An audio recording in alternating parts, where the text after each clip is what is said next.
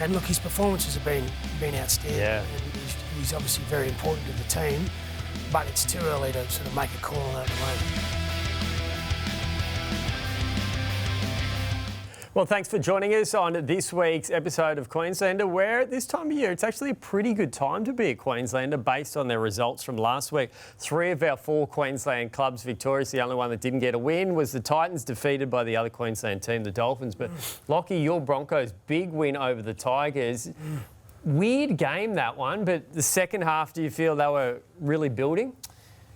Yeah, I felt like they started to get some momentum with their attack, and Reece Walsh had some nice passes, nice touches, but I still think scored a lot of points, but they let in 5 tries, so the Bronx haven't put together, maybe the Roosters, but haven't really put together an 80-minute performance. But there was, I guess, when Reynolds came off, they seemed to they didn't lose any momentum after he left, which was a good sign. Yeah, well, it's kind of hard to get a gauge of exactly where the Broncos are. They're winning, but not in too much convincing fashion. Yeah, not too impressively, and they seem to go well towards different stages of the game, and then they fade away. It's a little bit unusual, but I was quite impressed. Actually, I thought it was good. There were parts of the game, if we want to be very tough judges, we'll say they didn't play as well as what they could have, but there were periods of the game I thought that they went very well. It was quite constructive, their attack, and it was almost like a game of chess though with Reynolds. I was thinking, is he going to be on? Is he going to be off? Are they going to change what they're going to do? Where they're going to move guys to? So it was a little difficult to judge, but when he's on, when he's at his best, the Broncos, they look good. Yeah, my takeaway from that game is the Tigers are actually building something. Benji Marshall's doing a decent enough job there. They're just missing 1 or 2 pieces. Yeah, and look, I think the Tigers, they're going to play expansive football under Benji. It's just getting the defence right. And I think they scored 5 tries the other night. But goal kicking kind of let them down a bit. Let them down. But they let in 48, so that's something that they need to address if they're going to win some of the bigger games. Yeah, no surprise to see them attack extremely well, as Locky said. Benji's that sort of guy. That was his game. He loved everything about attack. But yes, defence, that is the primary issue that you've got to place most of your attention to. And the gates opened, and it made life very tough for him. The big talking point around the Broncos this week, Locky, is the Adam Reynolds injury. He came off just after half-time. Looked quite serious with a hamstring strain, but he's undergone scans this week. They've come back in a positive frame. He's been cleared to, and they actually think he might play this week. I think that's highly unlikely. He'll play against the Roosters, but what do we make of that? Like, you get those hammy injuries when you get a bit older? Well, yeah, you do, and I think he's got history there. So I think there's probably some mind games being played as well, in his own mind. So I think I'm with you. It's not worth the risk. If he's got a bit of a twinge there that's not showing up in the scans, but there's a twinge mentally, then I think you probably give him a rest. And like I said before, when he went off, like, he was instrumental in getting them in front before half-time and after half-time. Yeah. But when he went off, the team didn't really lose too much. Yeah. He has great guidance, great leadership, but it's the wrong time of the game for it. And what about the spine reshuffle? So when that happened, Reynolds went off, Billy Walters came on, essentially played 6, and Ben Hunt runs the team. Do you think that's the way they go, or do you bring in Jock Madden to play that Adam Reynolds role and leave Ben Hunt there, or? Yeah, I'm not sure which way Madge will go, but I've got to give Billy Walters a rap. Yeah. Like, he obviously would have been disappointing not to start at hooker for the Bronx this year, but he's been that utility player, and every time he's come on the field in the first 5 rounds, he's been very good, like defensively good, and he's created a few things in attack. Yeah, Locky, I've enjoyed watching him. His vision that he displays whenever he gets in close to the ruck, if he's got to pick it up from dummy half, he really does get his eyes in tune and make sure that he's looking for any of the opportunities that are available. And I've been really impressed with him. I think he's gone well. It's never that easy when you're starting from the bench, you're coming on, you're making different changes, but it's been quite positive for him. Yeah, shows the versatility, or the value rather, the versatility on the bench. Billy Walters actually came through the grades as a half and can help out with that part. But Reynolds has spoken about he wants to play on again next year. Locky, like, do you try and sort that early from a Broncos perspective, or do you leave it till the end of the season? Oh, I think Dave, the CEO, came out through the weekend and said, look, we don't want to rush into anything. We're just going to, I guess, monitor it, and obviously there's a combination of factors. You know, obviously Adam's body. Yep. If he's definitely wants to go around again, well, I guess that's a conversation that will happen over time. And look, his performances have been outstanding, and he's obviously very important to the team. But it's too early to sort of make a call on that at the moment. Yeah, the older you get, the slower you tend to get over injuries. I never ran fast enough to tear a hamstring until in my last year, I think it was, and it just would not get better. It took an eternity to be able to get there. So it'll be interesting to see how Reynolds goes with it. But the creativity that he displays, you can just see that the Broncos will love to have him back on board. And I guess they've got the luxury too of Ben Hunt's already signed for next season. So if Adam Reynolds doesn't happen to be around next year, so they've kind of got a backup plan in place. One player who's one of the most improved in the NRL, I guess he's been really good the last couple of years, Locky, Jesse Arthars. He's currently the leading try scorer. They have that habit now under Ben Hunt in the team. They attack more predominantly towards the left side. What have you noticed the improvement of Jesse Arthars? Because he's a real unsung hero for Brisbane. Oh, he's a great finisher. And I think he just backs himself. He gets into, he leads into space really well. So, you know, wingers can sort of start accelerating before they get the ball, and he just leads into the space. And when he gets the ball, he just backs himself. And, like I've been really impressed the last few years. He's been very good. Yeah, I couldn't agree more, Locky. He just has that bit of confidence about him that just seems to grow week by week. And when he makes the opportunity to be able to do his best and attack the opposition, rarely does he not succeed.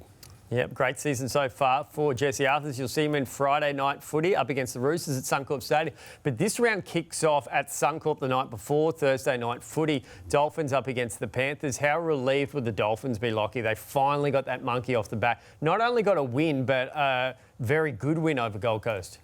Well, they were building towards a win. They were good against the Broncos the week before. It just puts the fun back into it.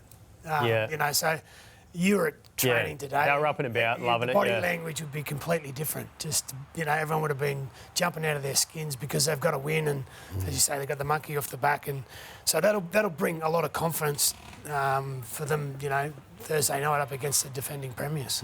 Confidence is a wonderful thing, isn't it? I mean, you can be playing at a certain standard, yet you add a bit of confidence on board, and it could be exactly what you need to win a tough game.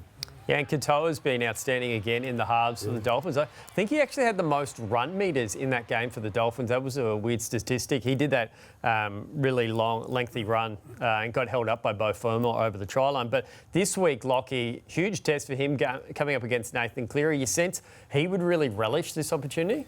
Well, I think Katoa's probably the closest version you get to Nathan. Like, you know, the style that he plays, and he runs a lot. Nathan runs a lot as well. So, yeah, it's a really interesting, like it's the master versus the apprentice. Yeah, that's what it is. So I reckon Katoa it'll motivate him. So I reckon he'll play out of his skin as well. And if they need any other motivation, it'll be the confidence department, knowing they're up against, what are the opposition, 1 and 4? Yeah, they've lost 4 in a row. 4 in a row. So to have the opportunity to be able to throw the knockout punch, I'm sure that they'll be going into it without carrying overconfidence in there. So I'm looking forward to this one. This is going to be a beauty. Give them a red hot chance. I reckon. I know Penrith, you know, you can't write them off, but the Dolphins, after that performance and getting their energy back, they're going to be hard to beat, the Dolphins. Yeah, they get their captain back too. Tom Gilbert returns from suspension for the Dolphins. If you said the Panthers at the start of the year would lose 4 in a row, that would have been a tab very big call, not just a tab big call, as we always do in our halfway segment of our Queenslander show. Our tab big call this week, boys. Locky won it last week. He exclusively tipped the Cowboys to beat the Panthers. They got the job done there. I tipped Selwyn Cobbo for a hat-trick of tries, no good. And Wall had the Titans versus the Dolphins to go into Golden Point. But you got one game too early. The first Golden Point game of the season was the preceding game there, the Eels up against the Dragons in that finish. So my big call this week is Jack Howarth from the Storm. Mm-hmm. He'll play Origin this year at some point. There'll be maybe injuries or suspension, but he'll be right on the cusp. I like him, big body, playing in the centres. Billy will have a bit to do with him at the Melbourne Storm. I reckon Origin this year for Jack Howarth. Okay. Well, you said the Panthers losing 4 in a row was a big call. A very big tab call, Very big tab call. Why very big tab call is the Panthers will lose 5 in a row. Wow, there we go. The Dolphins to get the victory. Lockie's doubled down after last week. He's sticking firm. What have you got for us, Wal? I'm going to go for the Broncos-Roosters game to be an absolute beauty. Yeah. An absolute bell ringer. It's going to be a very physical encounter. There are a couple of guys, as you know, I've always said in the Roosters pack, that physical, confrontational, annoying. They really can put the opposition to a very tough test. But I think the Broncos boys are going to start up, and this is certainly going to be one of those games where you're glad that you're sitting in the grandstand watching it, not out in the middle taking part. Yeah, because many people would think the Broncos would just walk all over the Roosters, given how much they've struggled at the start of the year. But you think this will be a game they'll live for? Yeah, certainly. They love it. I believe that there's been quite a few games where the Roosters have come up here and they've either beaten the Broncos or pushed them all the way in some of those matches. And I think, talking about the big man in the Roosters outfit that's, grew up playing footy here. Every time that he comes here, he plays his game of the season. Yep. And Tedesco's obviously had some great memories at Suncorp Stadium. He'll be back there. Talk is their halfback, Chad Townsend, won't play for the Roosters this week, but his former club, the Cowboys, going all right, back-to-back wins after that win over the Panthers, Locky. The knock on the Cowboys has always been they can score plenty of points, but they can't really defend well. How impressive was that last period against Penrith, because they were really under the pump in the second half? I think they kept them scoreless in the second half. Yeah, well, that defence is attitude, right? And when you're turning up for your teammates, and sometimes that's what we talk about, the Dolphins getting the win, it brings fun and energy back in, and that's where the Cowboys were. They break through for their first win the week before, put a bit of enjoyment back into it, and they go down to Sydney and just come up with a performance where, they had to hang in there like an Origin team does at the back end of the game to beat, a really good team. So that was a really good sign for the Cowboys. Yeah, I agree with Locky there. And team spirit is quite remarkable. You can be doing it a little bit tough, but you tend to rely upon your mates and put in performances that are quite outstanding. And it really does, push that effort that you're putting on display to arguably the best of the season. There was one moment late in that second half for mine as a biased Cowboys supporter. It was the highlight of the season so far. Nathan Cleary goes to kick it on the 5th tackle and gets blindsided by Cohen Hares. If you haven't seen it, go back and look at the Whitewater Sports highlights. There absolutely blindsides him. And credit to Cohen Hares. He played Origin a few years ago. He struggled with injuries, kind of been in no man's land, but he seemed to really boost them coming off the bench. And another player who's going great guns, Jaxon Purdue. He's just a footballer, Locky. Surely he's in one of your top 3. Yeah. He's got to be. He's a star. He's a star in the making. I reckon he's the NRL player who most closely resembles my physique as well. He's that skinny, But he's quick. Yeah. And he's got vision. So I think he's in for a big career. I don't want to put too much pressure on him, but to date, what I've seen of him is very good. And good to hear you giving Cohen a rap too. Yeah. I've always enjoyed watching him play. He's had a bit of a tough last couple of years where he's sort of struggled on and off, but when he has got the support of those around him, he produces some excellent efforts. He's a wonderful performer. Well, back to Purdue, late in that second half there, Penrith had Cowboys on the try line. They were lining them up. Yeah. We went into dummy half. Instead of giving it to one of the big boys to get smashed, he went the other way and made a break, and that released a lot of pressure. He's a footballer. He's got good vision. Yeah, the talk is eventually he'll become a half, or kind of like what you were. Locky, go to fullback and then maybe shift to the halves future on in his career. But this week they go to Perth. So after playing the Panthers in Sydney, they go to Perth to play the Rabbitohs, who are under strengths there. Problems in the halves that we saw in last week's win over the Roosters. How much of a golden opportunity is this now for the Cowboys to capitalise on that? Oh, look, it's an opportunity. I think if they play it the way they did last week, they're a good chance of winning. But, everyone keeps riding the rabbits off and they keep winning. So that's just what Wayne Bennett does. So it won't be... While on Latrell Mitchell's back. So on paper, it looks like it's a winnable game, but it doesn't mean anything. Yeah, Mitchell and Bennett, you can't underestimate the bunnies. Certainly the players, they all just display that ability that Wayne injects into them, and might be just a short 5-minute conversation that makes them produce some of their best. I've got to say the Cowboys, they haven't really been at their best all season long. I am a huge Cowboys fan, but certainly not too impressive this year round. But to be able to perform well against defending premiers, that inspires a fair bit of confidence. Well, I mean, what they did in the last 15 minutes defensively against Penrith is basically what Wayne Bennett's teams do for right? So if they can harness that sort of play that they just kept turning up for each other. Locky, just to reveal that, you've played a lot of footy under Betty, and he gives plenty of messages. What is it though that's the difference between that causes the difference between success and failure? Yeah, I think it's just that mentality of just turning up for your mates. Doing your job, but just it's always. When the ball's going away from you, just keep moving. You close the gap. So it's a habit thing that he teaches you, muscle memory under fatigue. But that mentality of just do your job and don't let your mates down is something that Wayne. It's always been his mandate. Yeah. And just a quick one on the Panthers too. So if they do lose against the Dolphins on Thursday night footy on My World of Sports, it'll be 5 losses in a row. Where do you see the Panthers at? Do you think? Right now, they're in serious danger of missing the finals, or do you think they'll get it back together, or do you think they're a team that just needs to make the finals and they have the fear factor? Look, I think every year they lose personnel, but they've had lost personnel, some significant ones, and then Nathan's he was out for the concussion. Yeah. Dylan Edwards has been out. Yeah, I reckon he's the big one. Yeah. Dylan Edwards, right? They're missing him terribly. Nothing against Dane Laurie, but just Dylan's. He does a lot of things off the ball you don't see, but he's very important to a team. Look, when they do break through, they'll go on a run. Yeah. And they'll get themselves back into the comp. But the risk will be the amount of effort they got to get themselves into the finals might be enough to sort of fatigue them.